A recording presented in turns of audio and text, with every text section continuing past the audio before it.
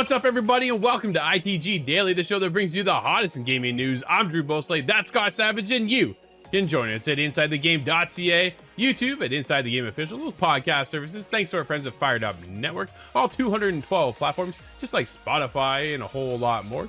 SoundCloud is in there as well, of course, and don't forget those TV streaming networks around the globe. I'm talking about Roku, Amazon Prime, Samsung Plus, Esports TV, Jinx Esports TV, and a whole lot more. Scott, before we get started, you ready for this? Dude, we got it. I'm now playing Starfield. Look for my review on August 31st. I'll have just a couple things to say. I'm going to pretend I'm not jealous, but coming up on today's episode, we have Crimson Desert gameplay will be at Opening Night Live. Alan Wake 2 has seen a delay. And Nintendo Switch 2 release info is maybe coming to light. Oh, everybody's hungry for that. Yep. And the Xbox 360 store is set to close, which is the circle of life. Unfortunately, right? Times are changing. What's not changing is what we're doing right now. Let's start talking. There's a whole lot to say. Scott, we talked about it just the other day. Gamescom tempered expectations from Geoff Keighley, and now, well, he reveals a little bit more. His new Crimson Desert gameplay will premiere at Gamescom Opening Night Live. Marcus Stewart over Game Informer. Gamescom is on the horizon and kicks off with Opening Night Live next week, the E3 style showcase of upcoming games hosted by Geoff Keighley. Well, Geoff Keighley revealed that the long, quiet Crimson Desert will make its presence known in the form of new gameplay footage. Dude, it's been a minute since we've seen anything on this game. I'm pretty pumped. Is that gameplay footage world premiere? Do you think that counts? I'm still going to count them. Premiere. No. Here's the thing. Okay, I'm offside. Here we go. World premiere means never before seen, right? Like, it's not, we've seen stuff on this. You can't come out with world premiere. I can make a new trailer of us and go world premiere. No, people know who we are. People see the show. It's not like it's a world premiere. It's a big reveal. Dude, that's what a world premiere is, right? The big revealing of it. And it kind of, we saw stuff about, okay, let's get back into the article. Crimson Desert was first revealed at the Game Awards in 2020.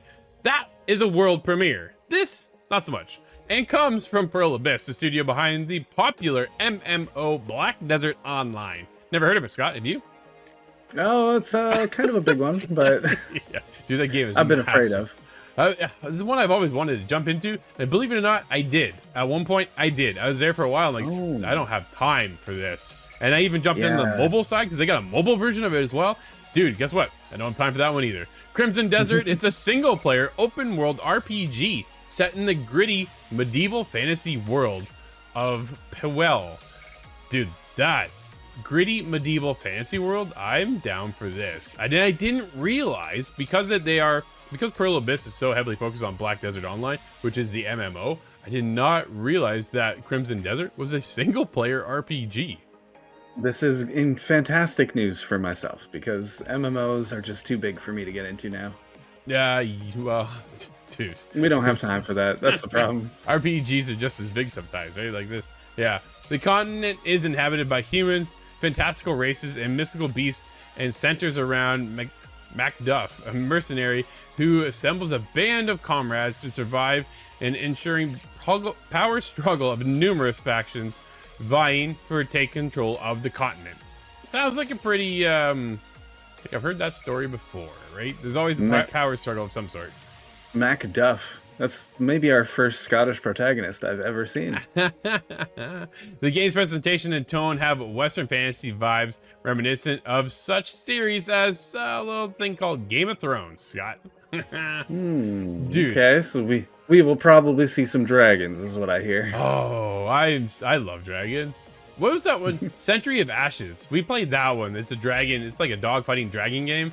Man, the dragons in that game alone are some of the best I've ever seen in a game. Granted, I could literally see your face light up. Yeah, you need to play Skyrim. That still remains, but yeah, I'm excited for this. This is great. I wish Geoff wouldn't have said nothing. That's the other thing. He's like, temper expectations. Don't have your hopes up too high. And then this could have been like a pretty major reveal because it has been so, on hiatus for so long, and it's now been 3 years since we've seen anything on this. Dude, it would have been a nice opening surprise, don't you think? I agree, but I have to hope there's more opening surprises have yet to be revealed. There's got to be something new, I think, in the pipeline, right? If we're gonna get finally this Crimson Desert look of actual gameplay, dude, I don't need a cinematic trailer. We talked about this cinematic versus actual gameplay. The gameplay now is the way game technology is brought up to standards as far as, you know, graphics look, the feel of the game. We don't need if there's one thing to tease it with just a logo tease, it's another thing to give us a cinematic trailer and not give us the gameplay. You might as well put it in engine and show us the gameplay trailer that way. Like they did that with Fable. Oh yeah, that's right. Right? They said, dude, this is in game, and that was their whole reveal. This 2-minute, 3-minute little bit on Fable as of recently at the latest Xbox showcase. And though we didn't really see much, we did get a style and a direction of the game overall. And I'm hoping we actually get in like a bit of a deep dive here when we get to see Crimson Desert, because man, this could be really cool. And another, dude, it's another open world RPG. Yeah, another one with medieval fantasy combat, and we've seen a lot of those over the years, but this is a giant company making a big game. I hope this one comes through. Yeah, absolutely. Crimson Desert doesn't have a release date yet, but they were targeting fall of 2023. We don't need another game in 2023. I suspect they've kind of brought that back to the scheduling board. I think so. This fall is insane. Dude, when do you think we see this game? I'd expect early next year. If fall of 23 was maybe possible, then I think we're looking at February or March. February, March would probably be a good time, right? It gets us out of that window of Starfield, of this, that, the other. We're going to get into Avatar here soon as well in December from Ubisoft, which will tie us through the holidays. Dude, that won't be a small game by any means, right? It's massive. Massive entertainment. I didn't mean like the game is massive, but I'm sure the game is massive. But it's massive entertainment from Ubisoft creating the latest Avatar game, which looks awesome. Like, dude, I'm super excited. By all accounts, looks really cool so far. It does. I'm a little worried. Yeah, I'm a little worried because it's an Avatar property and Ubisoft, but I think they're going to come together just fine. Yeah, time will tell. But if we move it now into next year, we start to kind of get into that timeline of what do we know is coming next year. Not that much. We get off right from the hop though. In January, we got the new Prince of Persia game, that side scroller. That looks awesome, and then opens up the opportunity for this to maybe arrive somewhere in, like you say, that March timeframe. We see a lot of good games hitting in February. Maybe that's when it drops too. I can't remember if Avowed is anywhere near that same window, because it's gonna kind of intrude on the same space.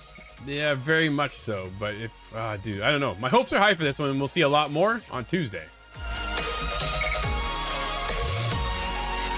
Drew, the second topic of the show here is a little bit more my kind of news than yours, but this is Alan Wake 2's release date has been pushed back to late October. This is, well, let's get into it.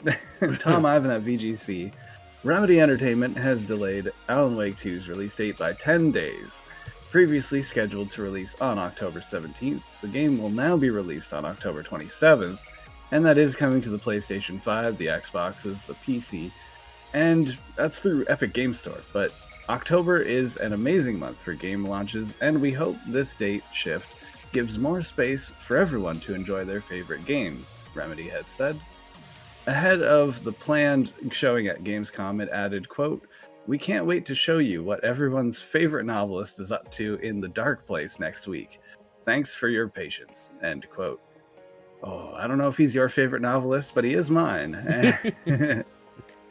This is kind of opposite of what we've seen recently. Ubisoft has moved forward the Assassin's Creed Mirage release date, and we talked about that just yesterday, about how that's exciting because it means there's confidence here. So my initial reaction is that this is a little, not worrisome, but a little curious. The fact that we're delaying 10 days is not a huge delay, but it begs the question, why? Is this a matter of polish? But dude, there's a couple questions here. Really, kind of comes up, and it's a little bit concerning. They backed up the date, right? Ubisoft, just as we mentioned, moved ahead on Assassin's Creed Mirage. They went from, what was it, October 12th to now October 5th.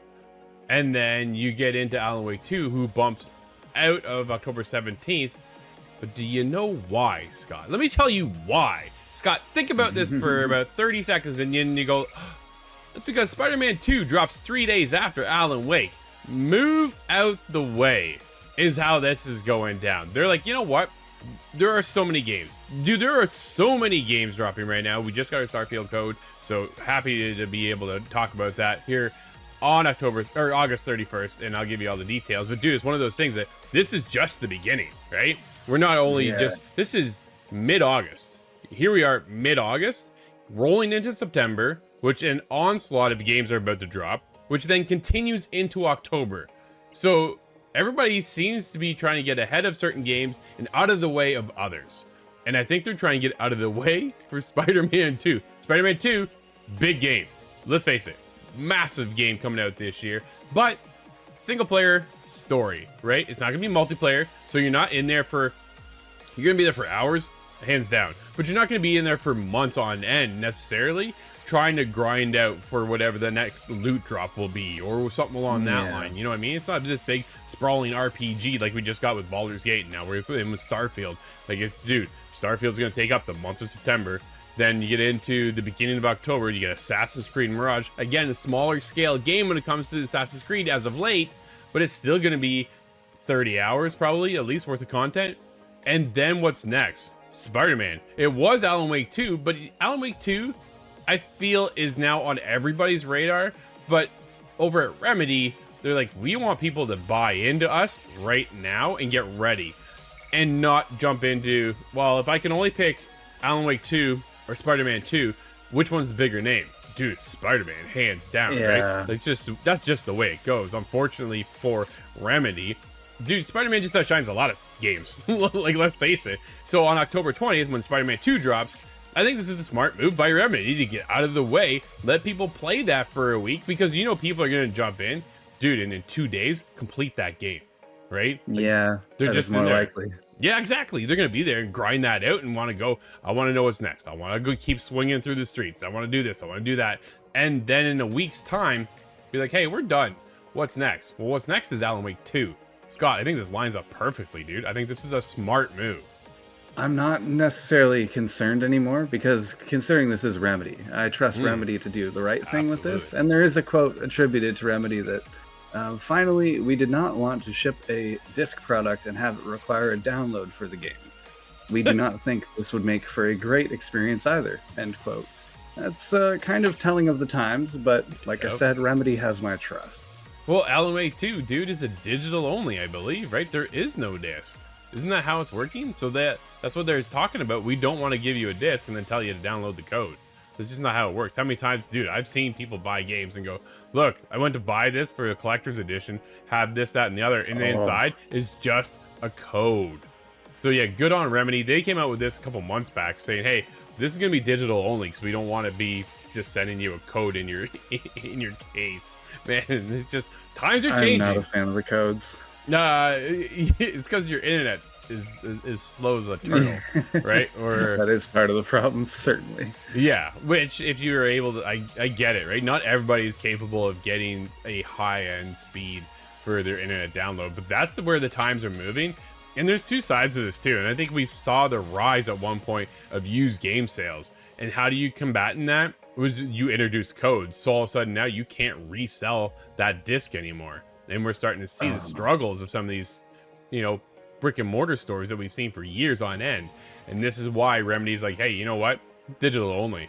And I think it's going to be worth it. I think this is just the times things are changing, right? How do you get your music? Dude, I don't buy a CD anymore or a cassette. That's a good point. Right? So this it's all subscription based for me now. Dude, movies are the same thing, right? Movies aren't any different. Granted, they're a different size, and that's what it comes down to, right? Some of these games are 80 gigs, 100 gigs. If you're Call of Duty, you're 150 gigs. Like, you know what I mean? Some of these things are massive, and it takes a long time to download. So it kind of gets into that worrisome little area. But at the same time, Alan Wake 2 being pushed back, I think is a smart move to open up more players to get in and play the game. Scott, interesting topic for topic number 3 is Nintendo Switch 2 release date and price. You'd better start saving for Switch successor. This is Liam Martin over Express.co. There's good news and bad news for gaming fans counting down to the launch of the Nintendo Switch 2. The next Nintendo console is heavily tipped to launch in the second half of next year. The rumors of a 2024 release date are backed up by reports that Switch 2 development kits are now in the hands of all the major studios. Unfortunately, however, the good news ends there, especially if recent price leaks are anything to go by. Indeed, according to a new report by industry insider Zippo, the Switch 2 has the Nintendo's most expensive console to date. The console will reportedly cost $400 US, which is $100 more than the price of the original Switch when it launched in 2017. If the price rumors are true, then it's likely the UK customers will have to pay around 370 euros for the Switch 2. This is around the same price as the PS5 Digital Edition. There's a heads up there, Scott. In more bad news, the report suggests that Nintendo Switch 2 will have an LCD display instead of a Super OLED screen. The decision to use the LCD screen is seen as a cost-cutting measure for Nintendo. The rumors of Nintendo Switch follow-up have been gaining ground in recent months as more and more leaks come to light. Dude, there's been a ton of leaks coming around. We're starting to get more of a concrete answer of when we're getting it. It sounds like holiday season next year, which makes total sense. The fact that we don't have one now at the launch of Tears of the Kingdom, one of their biggest games, is a little unfortunate because it could have ran a lot better and a lot prettier on the next Switch 2, Super Switch, whatever we're going to call it, when it does launch. But the price tag, Scott, when you're starting to compare the two, it now gets comparable to the PlayStation side of things, to the Xbox Series S side of things, right? Which way do you want to go? Are you hard in for a Nintendo console, or do you have more of your games lined up on other platforms with better online service? Yeah, well, the online service is inarguable. Nintendo is way behind, but it does make sense that this would be expensive. We're reaching the point of getting to the PlayStation price point there, and that does make sense. Nintendo is very far behind. If it is true, this would be about 4 years after the release of these new consoles. Yeah, incredibly far behind. So I want them to step it up. I don't mind if it costs another $100 more, whatever it is. I want them to swing in the same weight class as the other big guys. I think that's what the price point is telling us, right? I think that's the most exciting part is when the Switch initially launched, dude, it was already behind the PS4 and the Xbox One. Like, that was disappointing, right? When they brand new console and you're already outdated with the current consoles. So now when we get into the future and what the Switch 2 looks like, it has to be somewhat competitive to the PS5 and the Xbox Series S or X, whatever they're kind of aiming for. I get the cutting the OLED screen, which is unfortunate because that is the prettier and much better screen to use than an LCD. But if you're trying to keep that mobile side of it going and keep the Switch portable like they're going to do probably, it kind of makes sense as well, right? Let's cut our costs. And then, you know what it does, though, Scott, is it lines them up for a future resale of another OLED version, right? We're going to get the Switch 2 OLED. Now you can buy a prettier version, and we can charge you again for another console. That's how that's going to work. It makes sense. But, Scott, the price point, I don't think kind of really bothers either one of us. I get the price is going to be more money, and that's going to hurt for some people. But at the same time, now it tells me that they're more competitive for where the current standards are with our current consoles, being PS5 and Xbox Series X. And it has me excited, man. That means there's more power, dude. There's more power. Scott, the Xbox 360 store is closing down in July 2024. This is Dave McCarthy, the CVP of Xbox Player Services. This November will mark 18 years since Xbox 360 launched.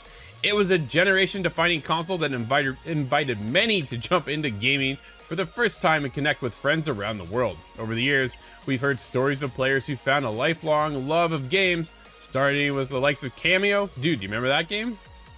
Oh, here's an embarrassing moment. I never played Cameo. Oh, man. Gears of War, Fable 2, and other 360 classics. We're thrilled so many fans keep playing their favorite games through Xbox 360 and, well, through backwards compatibility, Scott, which is a cool feature. I like to see them that they added that in. We're getting a lot of that now, but this kind of raises a couple of concerns, but we'll get to that in a second.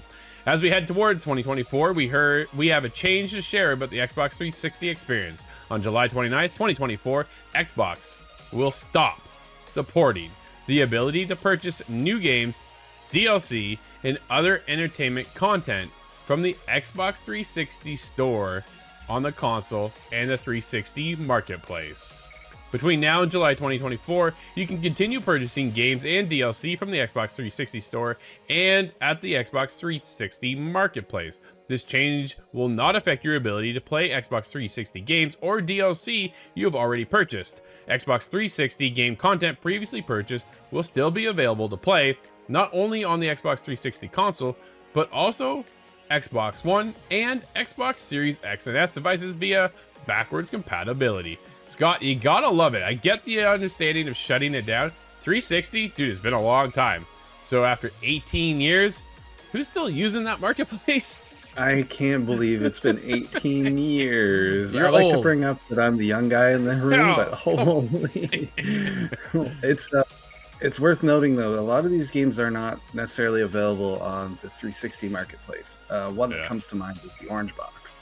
Sure. That and the Silent Hill HD combination, and the Metal Gear Solid collection. So there are a few that you're still going to want to grab physical.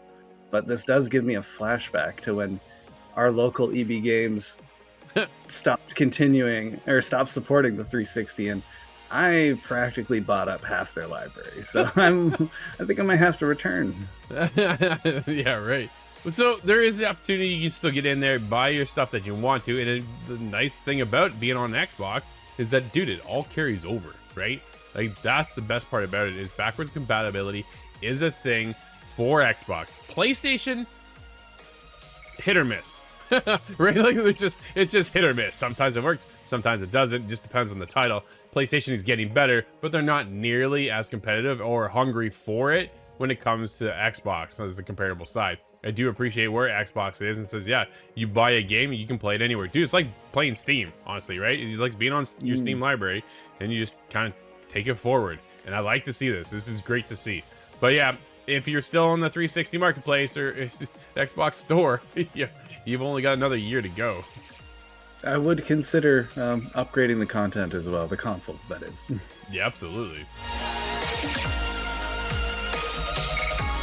Scott, from sports fans to scary movies, there's a couple games out today. What do we have? We have Madden NFL 24. That's for PC, PS5, and the Xbox Series consoles. I saw him I was done. Voidborn is on PC. Chrome Wolf now releases on the Xbox One and the X system. The Texas Chainsaw Massacre is on PC, Xbox One, X, and PlayStation 4 and 5. And Bomb Rush Cyberpunk is on Switch and PC, and that one looks interesting. If you're a fan of Jet Set, I recommend checking that. Absolutely. And make sure you stick around as Scott and Steve, I believe, are taking the Chainsaw Massacre for themselves, and we'll see who survives and who doesn't. Well, just like that, we'll wrap up today's ITG Daily. Everybody, thank you for hanging out with us. This is where we bring you the hottest in gaming news each and every day. We'll be back again next week, but until then, I'm Drew, that's Scott. And we'll see you inside the game.